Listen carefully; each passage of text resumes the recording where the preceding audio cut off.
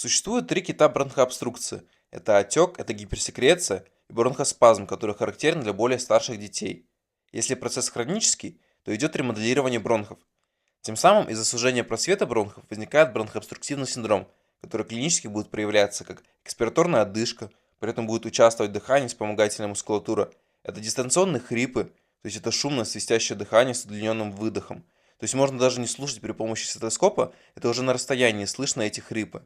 Кашель будет малопродуктивный, приступообразный, может быть рвота, мокрота она трудноотделяемая или вообще неотделяемая. Будет цианоз носогубного треугольника, акроцианоз или генерализованный цианоз, что говорит о дыхательной недостаточности.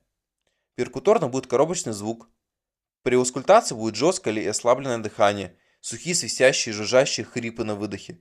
В большом количестве могут выслушиваться крепитирующие разнокалиберные влажные хрипы. Давайте послушаем, как звучит аускультация при обструктивном бронхите.